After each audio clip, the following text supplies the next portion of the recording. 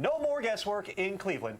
Joe Flacco is indeed the starting quarterback of the Browns. That is the latest headline today. Flacco took all the first-team reps through the course of training camp, so even though he didn't have his opportunity in the preseason to impress the way that Shedeur Sanders did, Dillon Gabriel got his opportunity as well. Now, at age 40, in his 18th NFL season, and 2 years after the Browns signed him off the couch in November out of desperation, Joe Flacco is a bona fide NFL starting quarterback once again. Judy, why is Flacco the man in Cleveland? Well, let me say it before Judy says it. I just had this conversation with someone who's in the military who was drawing the parallels between football in its design and the military. And we always hear about battle when we talk about football and war, right? Well, one of the wars you got to have in football is the war of attrition. And Joe Flacco, obviously slotted as the quarterback one or quarterback two, depends on Kenny Pickett and how he performed in camp, was in that position, right? And you know how he won? Because everybody else didn't. Everybody else got hurt. Watch this. Well, mostly because the competition that everybody anticipated in Cleveland never materialized because everybody else other than the 40-year-old Flacco got hurt at some point during training camp. Most importantly, Kenny Pickett, who was the one who was intended to be competition for Joe Flacco for the starting job and might have had a chance to jump over Joe Flacco for the starting job. But he got hurt very early in training camp with a hamstring injury just as camps were starting to ramp up. And he still, 3 weeks later, has not been able to practice fully. He has missed both preseason games so far. It's unclear if he might be available even for preseason game number 3 next Saturday. So really, the competition sort of evaporated around Joe Flacco, who, to be fair, has also looked very good in practices in the last 2 weeks as he has gotten more and more reps. Dillon Gabriel got a handful of first-team reps, just a handful. Otherwise, all of them have gone to Joe Flacco. So that is how we got here. And, of course, Dillon Gabriel only got healthy from his own hamstring injury last week and was able to start the preseason game. Shedeur Sanders, who missed this preseason game because he had an oblique injury, had his debut 2 weeks ago. So all of the injuries combined, it was not really a decision. It was Joe Flacco all the way. So what's the greatest ability? I hear you right now. Beat it up in the comments. Y'all saying availability. No, it ain't. It's ability.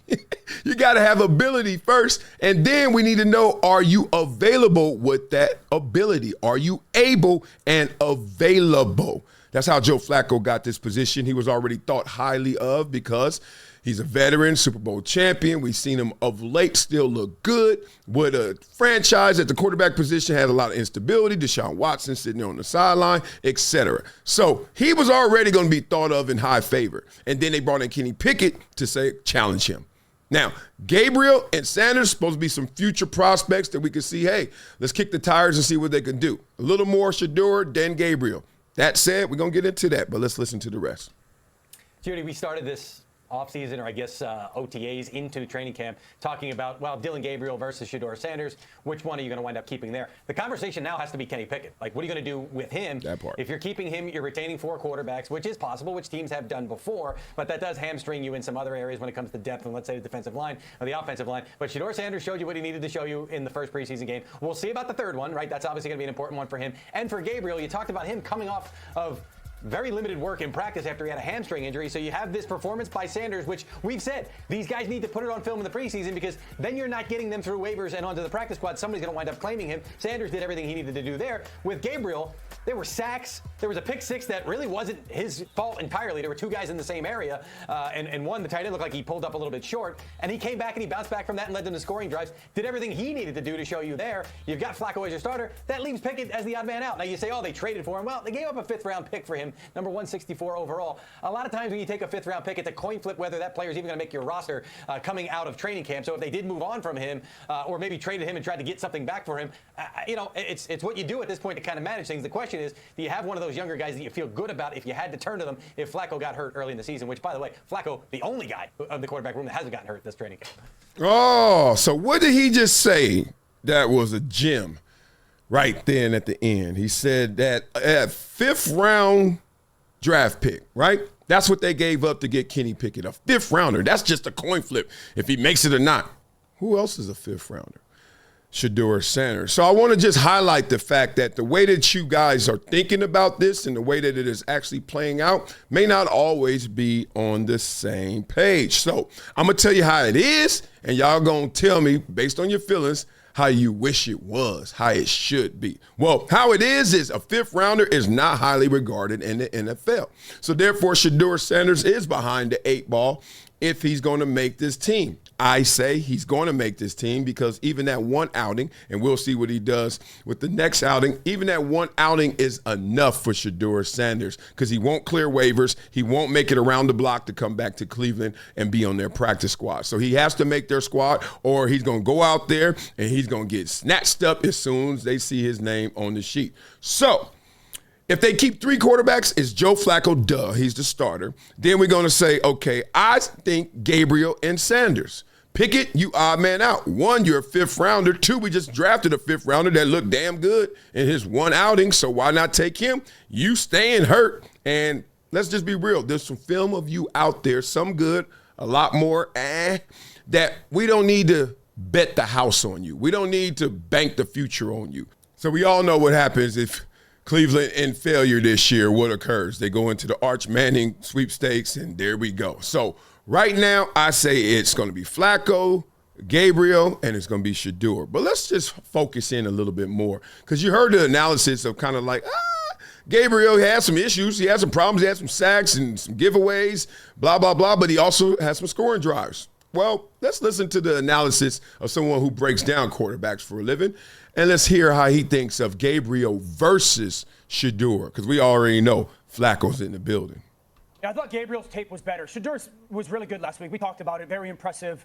But I thought Gabriel's tape was better. And I think if you ask me, like, the reason why would be just through some, like, elite ball placement throws versus really, really tight coverage. There wasn't a ton given to him.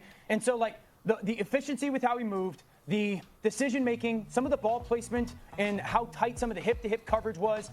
I just was very impressed. The under-center play-action passing stuff was big time. Some of the stuff that he didn't do in college, he did at the NFL, the manipulation of the defenses. And so I'd push back on the interception thing. I know the interception got a lot of play over the weekend. This interception happens a lot because of the lack of spacing. Just a bit outside. I think the poor decision by the flat route runner kind of messes with the quarterback. So I really don't put that. He pulls his arms back right as the ball is passing him. So this is a lack of communication, but I don't put this on the quarterback. That's kind of what you don't put that on the quarterback, I heard. Stefanski about to just go gloss it over, too. Here's the thing.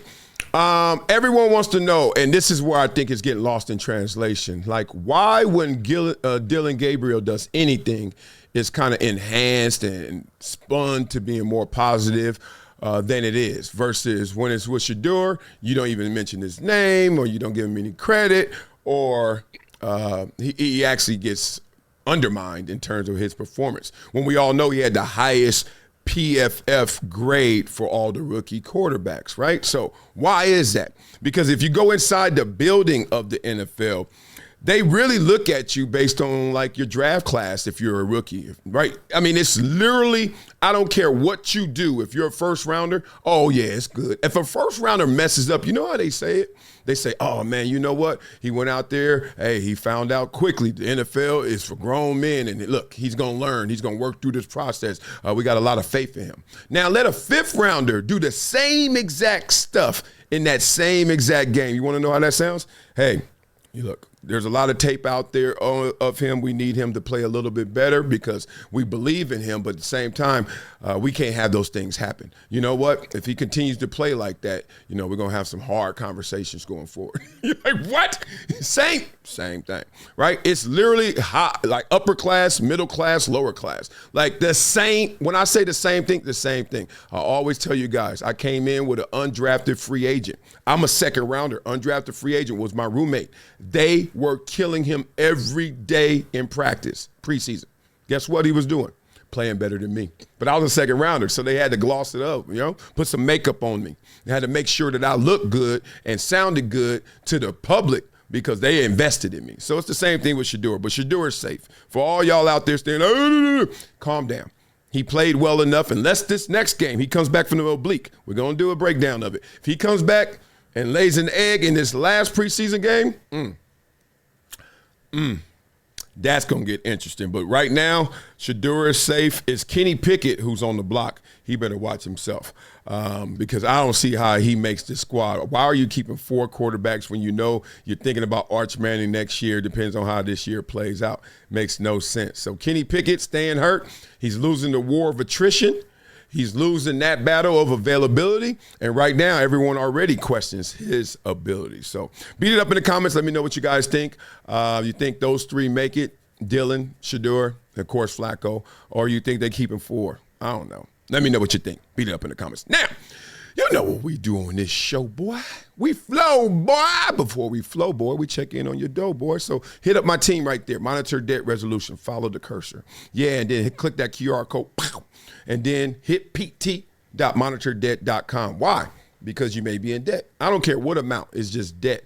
You're talking about student loan debt, credit card debt, personal debt.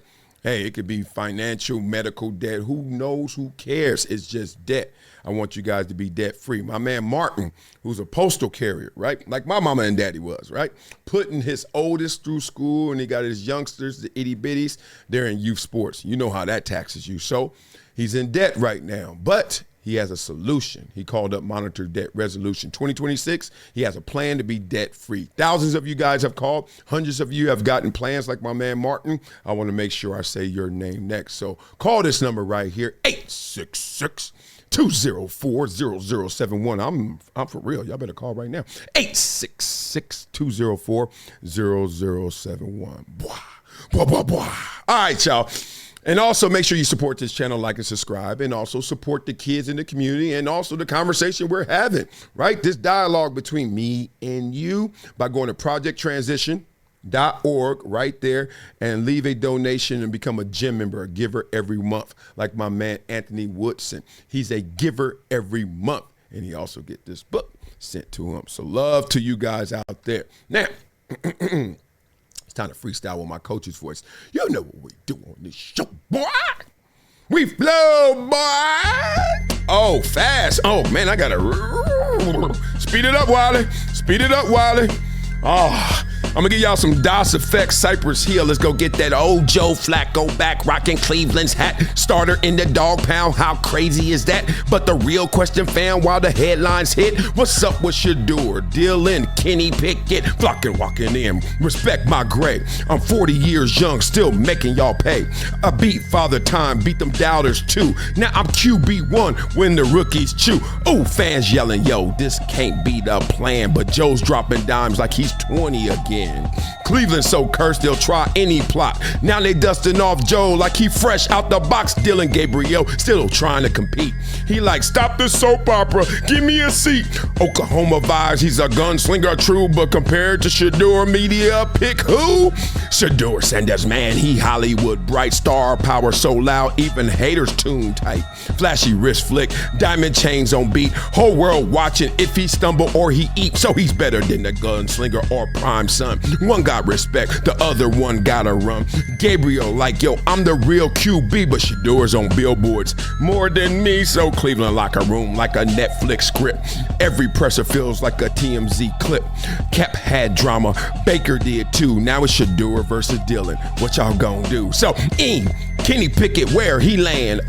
Third wheel in the dog pound band. Went from the starter to the odd man out. Anybody need a quarterback? Shout me out. Pickett's. He's tight. What's his fate? The Browns moving on. Sorry, little mates. Might hit the trade block. Might ride up high. Quarterback carousel. Kenny stand in line. So Cleveland fans stress. Man, they can't relax. 3 young quarterbacks sitting behind Flacco's back. But the vets get love. Vets don't fold. Rook or not, respect the dude with the gold. So here's the saga. ESPN gon' milk. Drama so rich could churn it to silk.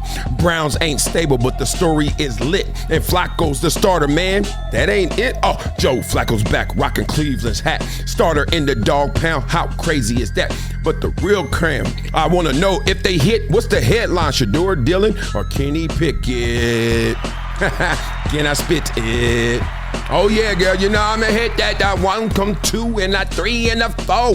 Who gonna be that quarterback to help the team score? It don't matter who you say, it don't matter who you think, it don't matter what happens, just don't blink, cause it's happening fast like them kids run on that grass, on that turf. You know what happened to me, baby? I was worth so much. T.O., I see you, wild style. I see all those kids, that's my wife, that's my child, that's all of them. I'm doing the most. I'm going out of here, baby. See you later, ghost. Become a gym member with Project Transition. As a giver every month, small gifts have a big impact in creating real change. Not only will you transform lives, you'll also win and unlock once-in-a-lifetime experiences. Join me, Marcellus Wiley, in making a real impact through Project Transition, a global giving community dedicated to uplifting underserved youth with mentorship, education, and access to real opportunities. Your donation doesn't just enter you to win unforgettable prizes and exclusive experiences with myself and other gym members. It fuels our mission to empower the next generation of leaders, dreamers, and game changers. From after-school programs, life skills camps, and career development, every dollar helps unlock potential where it's needed most, and where every person makes a world of difference. Give back, win big, be the difference, be greater than your greatest excuse. Support Project Transition today. Become a gym member and help turn obstacles into opportunities.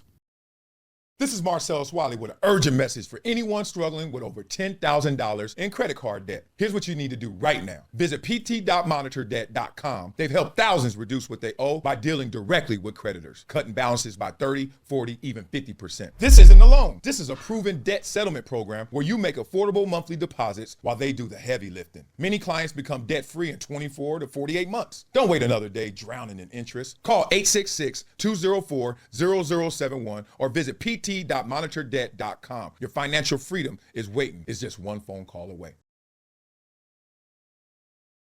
All right, y'all. Let me put you on to something that's part of my daily routine now. Vinia. Not a powder, not a pill. It's the twice daily chews, and yeah, they taste good too. I used to force down beet juice before games just to get my blood flow going. Hated the taste, hated the mess. Vinia? Way better benefits, way better experience. This is a real blood flow product, clinically proven to dilate your arteries and help your blood flow naturally produce nitric oxide. Vinia actually retrains your cells to unlock more of it the way your body's supposed to. Bruh, that's pie seed resveratrol at work. Consistent, efficient, powerful. Whether I'm in the studio, running around with my itty bitties, or battling on a pickleball court, I want to stay sharp and in rhythm. Vinia helps me get there. It's plant-based. No stimulants, no crash, no jitters, no banned substances, no junk. It's Informed Sports certified. Just something that actually delivers. So if you're trying to show up every day at your best, skip the beet juice. Go with Vinia. Blood flow energy that shows up for you. Link in description, vinia.com/Marcellus. Discount code Marcellus10 for a 10% discount. Wow. It's been a decade plus that I knew that this day was going to come. Oh, this is not hyperbole here. Because I believe the verse.